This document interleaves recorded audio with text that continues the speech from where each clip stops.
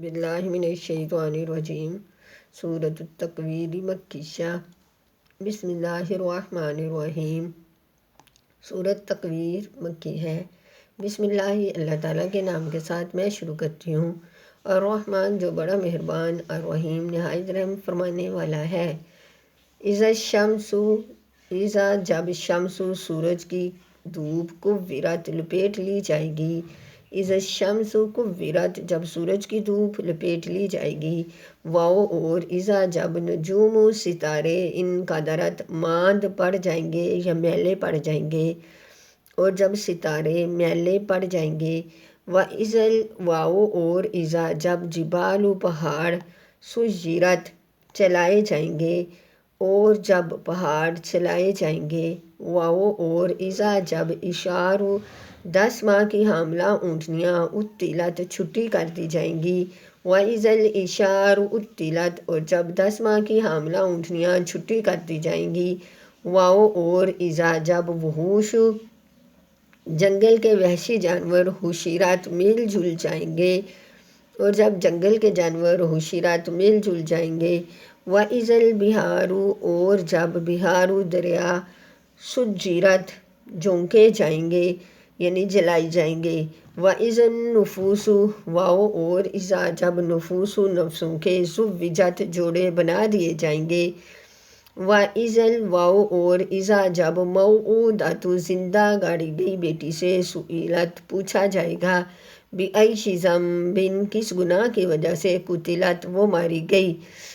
وَإِذَا اور جب صحف صحیفے نشرت کھولے جائیں گے، وَإِذَا السَّمَاءُ اور جب آسمان کی کھال کشطت ادھیڑ دی جائے گی، وَإِذَا الْجَحِيمُ اور جب جہنم سُعِّرَت دہکائی جائے گی، وَإِذَا اور جب جنت أُزْلِفَت قریب لائی جائے گی، علمت جان لے گی نفس ہر ایک جان ما احضرت جو وہ لے کر حاضر ہوئی، فلا اقسم پس البتہ میں قسم کھاتا ہوں،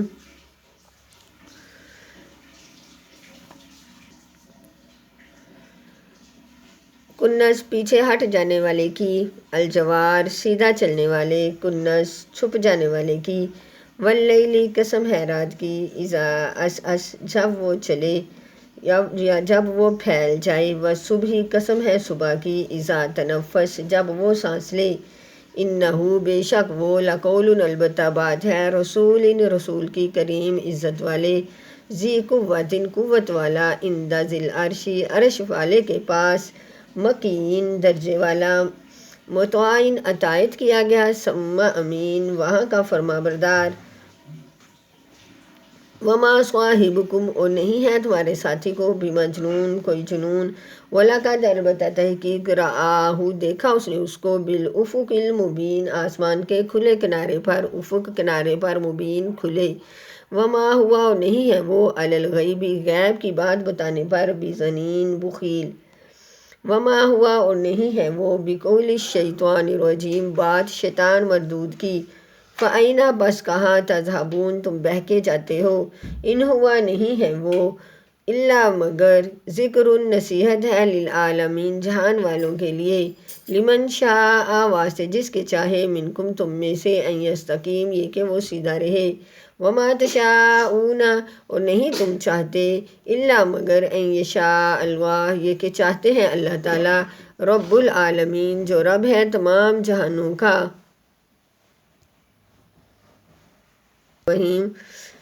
سورۃ تکویر جو ہے یہ مکی ہے، اس میں بھی قیامت کی نشانیوں کا ذکر کیا گیا ہے، قیامت کا جو حال ہے وہ بیان کیا گیا ہے کہ اذا الشمس کورت جب سورج کی دھوپ لپیٹ لی جائے گی، مراد اس سے یہ ہے کہ آفتاب یعنی سورج کو سمندر میں ڈال دیا جائے گا جس کی گرمی سے سارا سمندر آگ بن جائے گا۔ ابو ہریرہ رضی اللہ تعالیٰ عنہ سے روایت ہے کہ نبی کریم صلی اللہ تعالیٰ علیہ وسلم نے فرمایا کہ سورج اور چاند قیامت کے دن دریا میں ڈال دیے جائیں گے، وَإِذَا النُّجُومُ انْقَدَرَتْ اس سے مراد یہ ہے کہ آسمان کے سارے ستارے بھی سمندر میں گر پڑیں گے۔ آگے ہے وَإِذَا جبال سیرت اور دریا اور وَإِذَا الجبال اور جب پہاڑ سیرت چلائے جائیں گے، یعنی پہاڑ بھی جو اپنی جگہ پر اتنے مضبوط کھڑے نظر آتے ہیں، وہ بھی جو ہے وہ پیچھے ہم پڑھ چکے ہیں کہ روئی کے گالوں کی طرح اڑتے پھریں گے، جیسے کہ روئی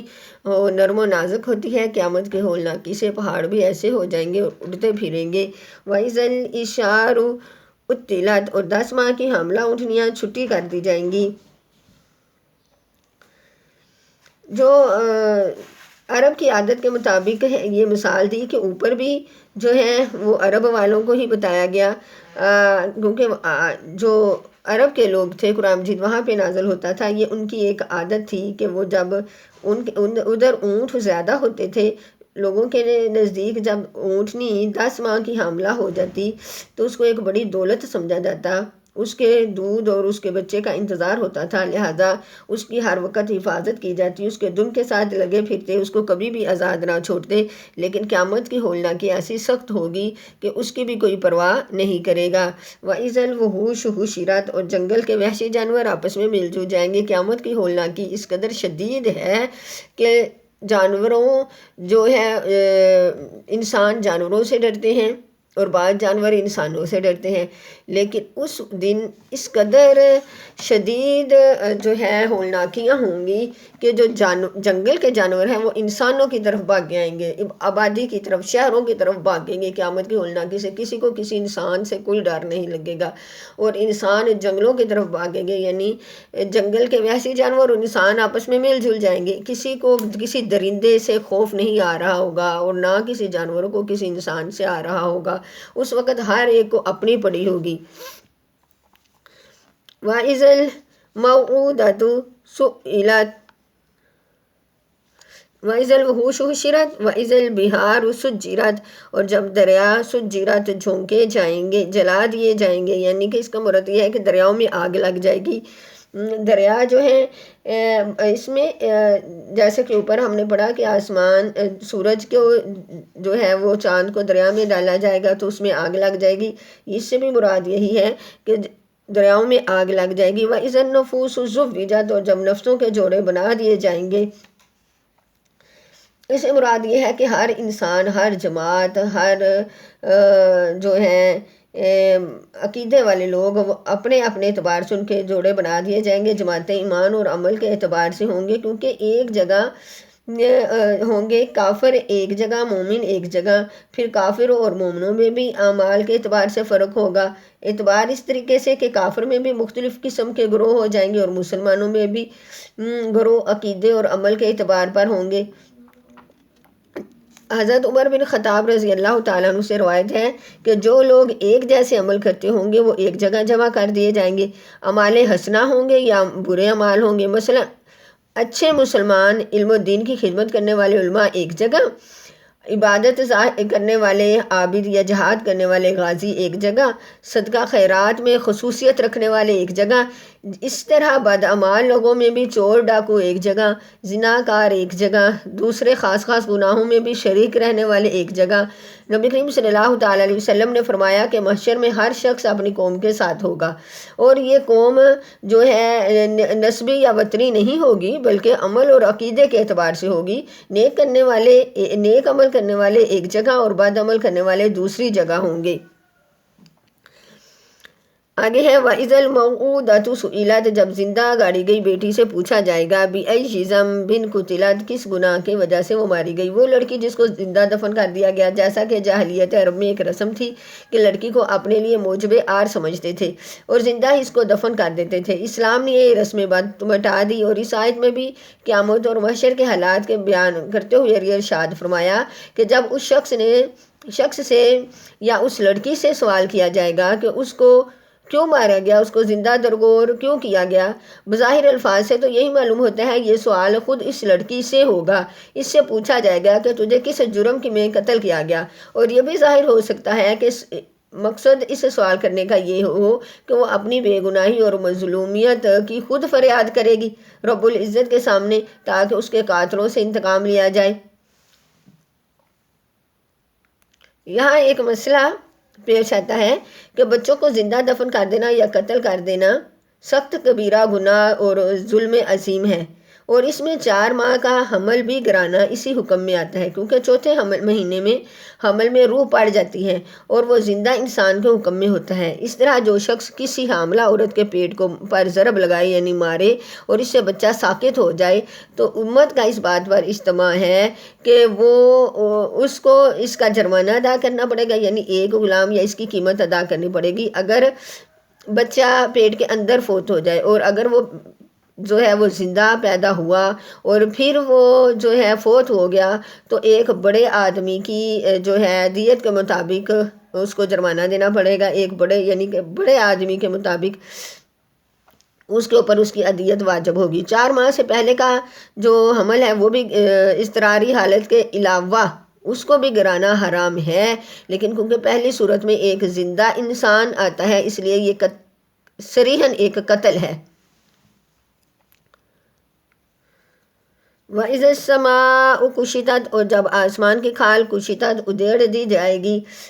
مانا جس طرح جانور کی کھال اتار دی جاتی ہے اسی طرح آسمانی دنیا پر جو کہ ایک ستاروں سے سجایا ہوا ہے اس کو ادھیڑ دیا جائے گا تو سارے ستارے جڑ کر دریاؤں میں گر جائیں گے۔ عالمت وَإِذَا الْجَحِيمُ سُعِّرَتْ، اور جب جہنم کو دہکایا جائے گا، وَإِذَا الْجَنَّةُ أُزْلِفَتْ، اور جب جنت کو قریب لایا جائے گا، عالمت جان لے گی نفس ہر جان ما احضرت جو وہ لے کر حاضر ہوئی، یعنی اس وقت ہر انسان جان لے گا کہ وہ اپنے ساتھ کیا سامان لایا ہے۔ سامان سے مراد اس کا نیک عمل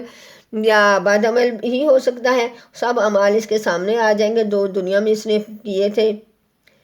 خواہ وہ اعمال نامے کی صورت میں اس کے ہاتھ میں آ جائیں یا کسی اور صورت میں اس کے سامنے پیش کیے جائیں گے۔ بعض روایات حدیث سے معلوم ہوتا ہے کہ قیامت کے نزدیک جس طرح کہ ہم نے آیات میں بھی پڑھا کہ اعمال نامے دائیں ہاتھ میں دیے جائیں گے یا اعمال نامے بائیں ہاتھ میں دیے جائیں گے، ان قیامت کے احوال اور ہولناکیوں کے اور ان کے اعمال کا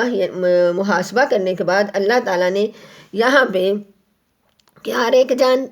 عالمت جان لے گی، ہر ایک جان جو وہ لے کر حاضر ہوئی، چاہے نیک عمل تھے یا برے عمل تھے۔ آگے اللہ تعالیٰ کچھ چند ستاروں کی قسم کھاتے ہیں، فلا اقسم بالخنس الجوار الکنس، کہ اللہ تعالیٰ نے چند ستاروں کی قسم کھا کر فرمایا یہ قرآن حق ہے، اللہ کی طرف سے بڑی حفاظت کے ساتھ بھیجا گیا ہے، اور جس ذات پر نازل ہوا وہ ذات ایک بڑی ہستی ہے۔ وہی لانے والے فرشتوں کو پہلے سے ہی لوگ جانتے تھے اور آپ صلی اللہ تعالی وسلم نے بھی ان کو پہچانا، اس لیے اس کے حق ہونے میں کسی قسم کی کوئی شک نہیں۔ جن ستاروں کی یہاں پہ قسم کھائی گئی ہے وہ 5 ستارے ہیں جن کو علم حیت فلکیات میں خمسہ متحریہ کہتے ہیں، اور متحیرہ کہنے کی وجہ یہ ہے کہ ان 5 ستاروں کی حرکت دنیا میں کچھ عجیب طریقے سے دیکھی جاتی ہے کہ کبھی یہ مشرق سے مغرب کی طرف چل جاتے ہیں اور کبھی پھر پیچھے کو مغرب سے مشرق کی طرف چلنے لگ جاتے ہیں۔ اس کی وجہ یہ ہے کہ ان کی یہ 2 مختلف حرکتوں کا سبب کیا ہے اس کو اللہ تعالیٰ بہتر جانتے ہیں۔ اللہ تعالیٰ فرمانے ہیں وَإِنَّهُ لَقَوْلُ رَسُولٍ کریم، بے شک یہ بات ہے البتہ عزت والے رسول کی۔ ستاروں کی قسم کے بعد فرمایا یہ قرآن جو ہے یہ نبی کریم صلی اللہ تعالیٰ علیہ وسلم کی صفات بیان کی جا رہی ہیں آگے، کہ اس رسول کی صفت ایک تو یہ بیان کی گئی کہ وہ قوت والا ہے، اس سے رسول الکریم سے مراد یہاں پہ آپ صلی اللہ تعالیٰ علیہ وسلم مراد نہیں لیے جائیں گے، یہاں سے مراد حضرت جبرائیل علیہ السلام ہیں، ذی قوت، جس طرح یعنی رسول کہتے ہیں پیغام پہنچانے والے کو، جس طرح نبیوں کو رسول بولا جاتا ہے کہ وہ دنیا میں اللہ تعالیٰ کا پیغام پہنچاتے ہیں، اس طرح حضرت جبرائیل علیہ السلام بھی جو ہیں وہ دنیا میں اللہ تعالیٰ کا پیغام لے کے آئے، اور ان کو بھی جو ہے رسول یعنی پیغام پہنچانے والا بولا جاتا ہے، کریم عزت والے کی، ذی قوت۔ دوسری یہ کہ رب العرش کے پاس وہ مطاع ہے، عزت دیا گیا ہے، اس کے احکام عرش والے مانتے ہیں۔ تیسرا یہ ہے کہ وہ اللہ کے نزدیک امین ہے، اس پیغام میں لانے اور پہنچانے میں کسی کی خیانت اور کمی پیشی کا امکان نہیں۔ اس جگہ رسول کریم سے مراد بظاہر جبرائیل امین ہے، کیونکہ لفظ رسول کا جیسے انبیاء پر بولا جاتا ہے ایسے ہی فرشتوں پر بھی بولا جاتا ہے۔ آگے ہے وما بصواحبکم بمجنون، یعنی تمہارے ساتھی کو کوئی جنون نہیں۔ یہاں سے مراد آپ صلی اللہ تعالیٰ علیہ وسلم ہے کہ آپ صلی اللہ تعالیٰ علیہ وسلم نے حضرت جبرائیل کو دیکھا، اور حضرت جبرائیل علیہ السلام کو وَلَقَدْ رَآهُ بِالْأُفُقِ الْمُبِينِ، ان کو دیکھا آسمان کے کھلے کنارے پر۔ یہاں پہ اللہ تعالیٰ کفار کے بےہودہ اعتراضات کا جواب دیتے ہیں جو نعوذ باللہ نبی کریم صلی اللہ علیہ وسلم کو مجنون کہتے تھے۔ وَلَقَدْ رَآهُ بِالْأُفُقِ الْمُبِينِ، یعنی نبی کریم صلی اللہ تعالیٰ علیہ وسلم نے جبرائیل امین کو کھلے افق پر دیکھا تھا۔ وما ہوا بقول الشیطان الرجیم وما ہوا علی الغیب بظنین، اور نہیں ہے وہ غیب کی بات بتانے پر بخیل، یعنی کہ غیب کا علم اللہ تعالیٰ کو ہے، نبی کریم صلی اللہ تعالیٰ علیہ وسلم اس بات کو بتانے میں بخیل نہیں ہے کیونکہ ان کو اس کا علم ہی نہیں تھا۔ جو اللہ تعالیٰ آپ کو وحی کرتے آپ وہی بتاتے۔ وما ہوا بقول الشیطان الرجیم، یہ بات شیطان مردود کی نہیں ہے۔ فَأَيْنَ تَذْهَبُونَ، کہاں تم جاتے ہو؟ ان ہوا، مگر وہ ذکر نہیں ہے، وہ مگر نصیحت ہے واسطے جہان والوں کے۔ اس ذکر کرنے کا مقصد یہ ہے کہ وہی لانے والے فرشتے حضرت جبرائیل علیہ سے نبی کریم صلی اللہ تعالیٰ علیہ وسلم خوب واقف تھے، ان کو ان کی اصلی حیت اور صورت میں دیکھ چکے تھے، اس لیے اس وحی میں کسی قسم کی کوئی شک کی گنجائش ہی نہیں تھی۔ نہیں ہے یہ مگر نصیحت ہے واسطے جہان والوں کے، جو کوئی چاہے تم میں سے یہ سیدھا رہے، یعنی یہ قرآن مجید صرف اس کے لیے نصیحت ہے جو سیدھا چلنا چاہتا ہے، دین کے احکام کی طرف چلنا چاہتا ہے۔ جو دین کی طرف آتا ہی نہیں، جس کو اس کا شوق ہی نہیں، دل میں رغبت ہی نہیں، جن کے دلوں میں زنگ لگ گیا ہوا ہے، تو ان کو قرآن مجید سے ہدایت حاصل ہی نہیں کرتے۔ وما تشاءون، نہیں تم چاہتے، الا مگر ان یشاء اللہ، یہ کہ چاہے اللہ تعالیٰ رب العالمین، جو رب ہے تمام جہانوں کا۔ السلام علیکم ورحمۃ اللہ وبرکاتہ۔